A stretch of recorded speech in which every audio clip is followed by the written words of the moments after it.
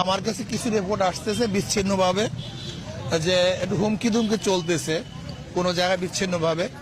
আর একটা হলো আওয়ামী লীগের নামে আমাদের নেতা কর্মীদেরকে অ্যারেস্ট করাবার একটা ষড়যন্ত্র চলছে, এরকম আমি আভাস পাচ্ছি। এর জন্য আমি ইসিকে বলবো, এখন নির্বাচনের টাইম ঘোষণা হয়ে গেছে, কর্তৃক বরাদ্দ হয়েছে, যাদের বিরুদ্ধে কেস নাই, ওয়ারেন্ট নাই, এরকম নতুন ভাবে যদি কাউকে আওয়ামী লীগের তকমা দিয়ে অ্যারেস্ট করা হয়, নতুন ভাবে কেস দেওয়া হয়, তাহলে আসলে ভোটাররা ভয় পেয়ে যাবে। যেমন ধরেন আমার একজন ভোটার, তাকে বলে সে আওয়ামী লীগ, বা একজন কর্মী আওয়ামী লীগ, আমার প্রমাণ করতে করতে নির্বাচন শেষ হয়ে যাবে।